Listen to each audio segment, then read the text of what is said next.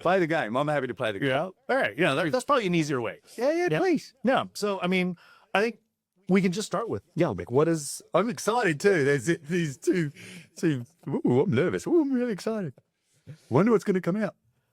Let's do it, mate. Please. Okay. So how about this? We start with, can you think about a time or decision that you've made recently, personally or professionally? Yep. And if you can think about, if you were able to take a step back and watch yourself make this decision and see yourself in it, what would you have done differently, if anything, now that you can reflect on it? Oh, that's great. Wow. Here's where people are going to have to put this on 1.5 because, God, what do I choose? Okay. Actually, can I? Yeah, I'll just go with what come up. It's probably, but the story is, so just say Sunday week ago, I hurt my back like crazy. Unbelievable. I can't believe I hurt my back. I'm very active. I love being a physical person. That's what I find a lot of joy. Anyway, Friday was Anzac Day in Australia. Okay.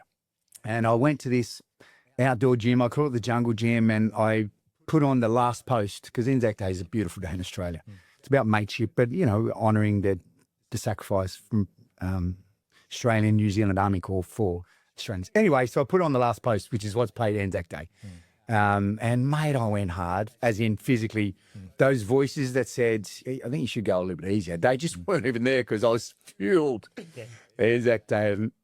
So I worked out really hard, had the best time. I communed with God, honestly. I had the best time. And then I actually did that again on Saturday with a mate. Okay. And what I was 51 at that stage. I'm now 52. Right. And I do acknowledge that maybe I don't have the same resilience physically as I did have in previous. Maybe I'm dealing with that as well. Anyway, so me and my mate had the best time, and my mate's got a touch of the crazy. I love you, Rob. That's awesome. I've got a mate that likes the same things that I like, basically the same age. How lucky am I? I'm living the dream.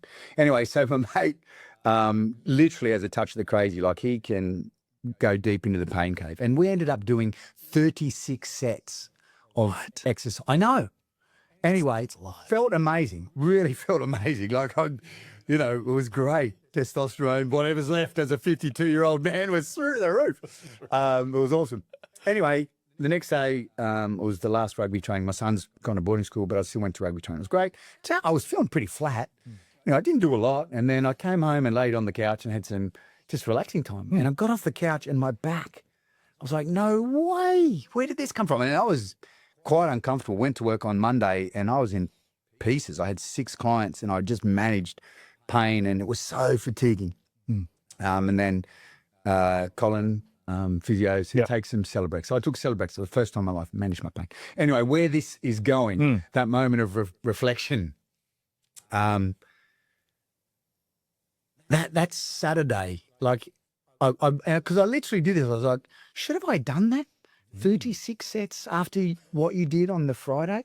But literally, here's the response that I have. I go, it was so much fun, and you hung out with your mate. And on Monday, I was in a lot of pain. I was being really cautious, and I went home, and it was so fatiguing. But I went, you'd probably do it again, because it was just, would you miss out on that? Because I literally reflected on that, and I try to analyze, why have I got back pain? Doesn't make sense. And then I go, well, that's probably the highest likelihood. Those 3 days and 2 days of going nuts, you felt fatigue, and then you did some other stuff and laid on the couch, and this is where it came from. Would have I changed the thing? And I honestly, and I'm still in a little bit of discomfort. And I probably should see a physio. Got a company that has plenty of them, and they're awesome. And I still haven't done anything about it. But so what do you say when you go, I'll handle the consequences. Obviously, it's not that bad. Like, I'm still working. You're walking. Monday, Tuesday, Wednesday, I was in a lot of pain, but it was just fatiguing, and I went home and slept more. And now I'm cool, getting better. Anyway, so what do you say to the person that says, well, I wouldn't have changed anything? And so what do you notice about you saying that you wouldn't change anything? Because I was just so stoked about Saturday hanging out with my mate. That's what I noticed. So and maybe because the pain was like a 6, 7 out of 10, not a 10 out of 10, I'm still okay because I wouldn't have lost that day. Okay. We did ice baths, we did sauna, and then red light therapy, mate. Red light therapy is the best. Yeah. get a hold of PBM Healing people. That's a great place to get red light therapy. Not a sponsor of this show. They're just people that have amazing medical grade red light therapy. Yeah, I would have done it anyway. You would have done it anyway. Now, there's some part of you that I hear that's like, you shouldn't have done it. Yeah. Yeah. So who's that? And what's that for you? Like, who's the voice who's like, oh, you shouldn't have done it? Yeah, maybe that's the, oh, geez, I actually felt it. Now I can expose my true self. I've been dealing with this, then when I've been moving the creek, and that's me going, man, my back. I guess it's the responsible guy that says, my body is still very much my job. Like, I still see clients and I need to move, and sometimes it's hands-on. So the responsible person says, mate, it's probably been 4 years since you've been in this position. And remember, 4 years ago, it wasn't good. And now you're back in there again. Do you think that was the best thing? But then the other guy goes, it was the best. Hung out with my mate. So balancing those two voices, I guess. Yeah. And so then, is there some way to balance the two voices? I think I have. Yeah. Haven't I? I don't know. You're just doing it, right? Yeah. I mean, It feels like your excited guy just won. Yeah, he did. The excited guy won. And You're in pain. And I am in pain. And the responsible guy says, look, mate, you got away with it this time. Do you think you should keep doing that? And still the excited guy says, yes, mate. We look up and then, but okay, he's the rational excited guy says, but we're okay because Andrew looks after himself very well. And the likelihood, the percentages of Andrew hurting himself frequently are pretty small due to the level of care that he takes care of himself, because he loves it. I'm a physical person. Yeah. I love the physical world. I love it. It's how I commune with our God. I feel like I touch the hands with God some days. Yeah. So that guy says, so maybe the underlying voice is, I know you think I'm a dickhead, but I'm not that big of a dickhead. This time maybe I was, and I did learn from it. And so maybe next time I won't go Friday, Saturday, Sunday. I'll just go Friday, Sunday. Okay. So you're making a decision to change your mind. Yeah. Yeah. Now, this might be a little funny. So if you can see the two guys talking to each other. Yeah. Yeah. What do you notice about those two guys talking to each other? They're pretty good mates. Is that making sense? Yeah, They're pretty good mates. Yeah, that's what I noticed. They're like, good on you, mate. And then it's like, hey, you got my back, don't you? A little bit. So I guess that's where they come in. Right.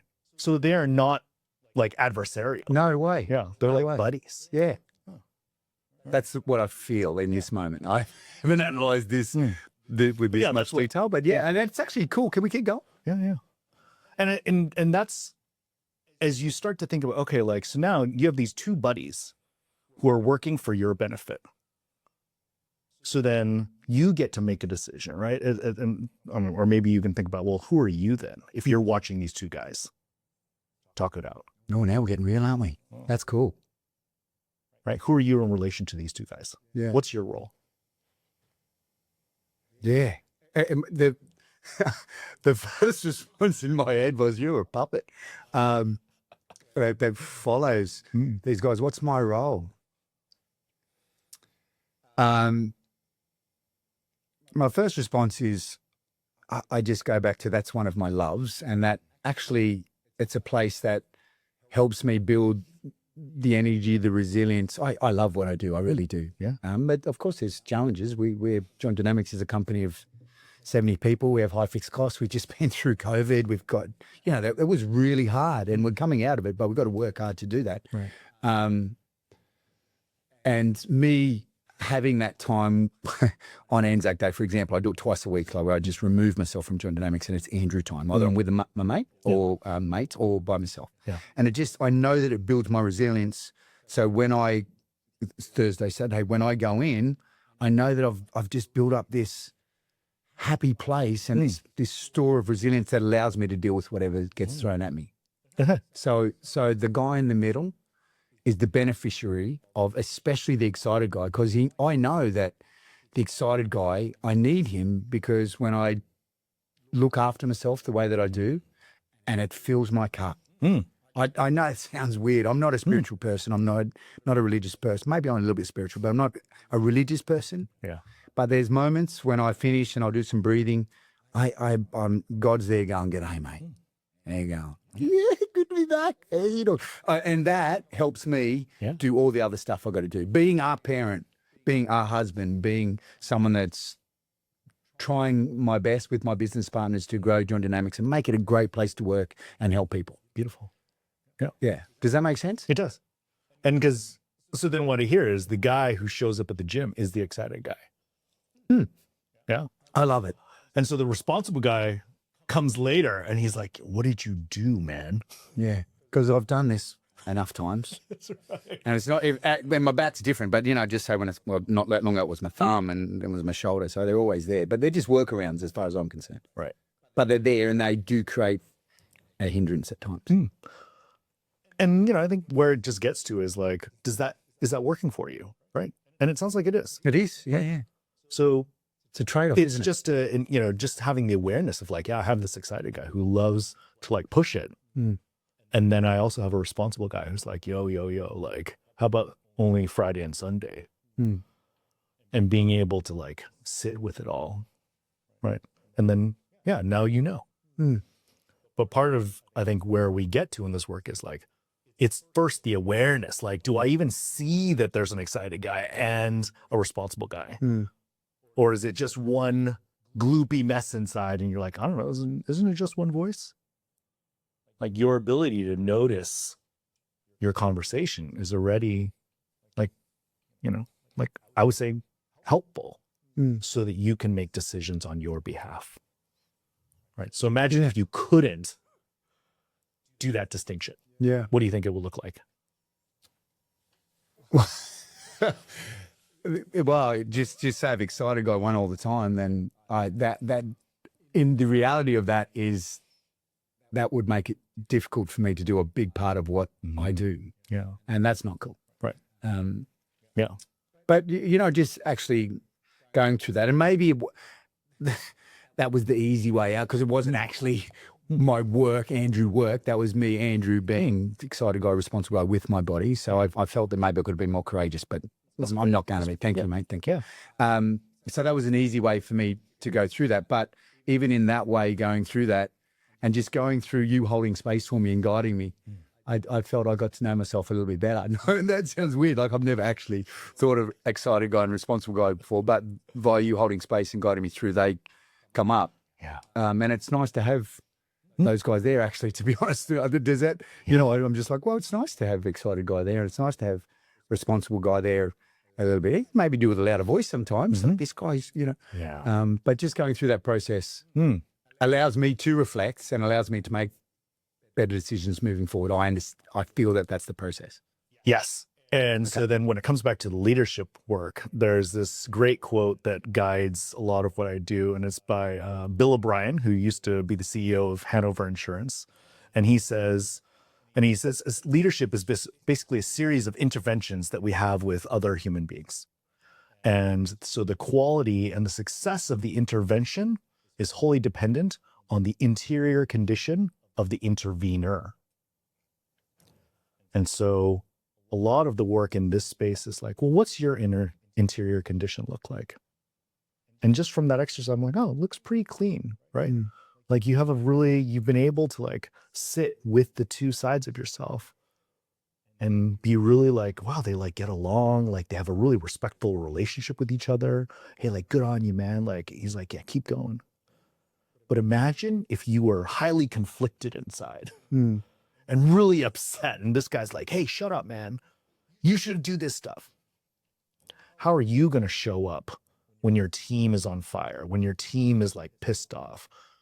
And if you're not clean and clear inside your mind, you're probably not going to be able to show up in a calm, collected way to help people navigate the complexity in their lives, you know?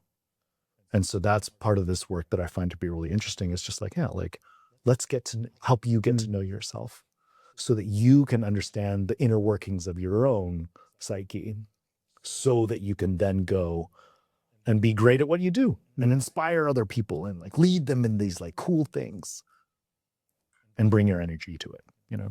That was beautiful, wasn't it? Wilson, how good was that? That was beautiful what you just said. Oh, thanks. I'm going to rewind that and play that again. All right. You too. How good was that? All right. So, hey, let's wind this down then. Gosh, wow. With that as a punctuation moment, that was beautiful. Honestly, that was. Thank you. You're very welcome. That was great.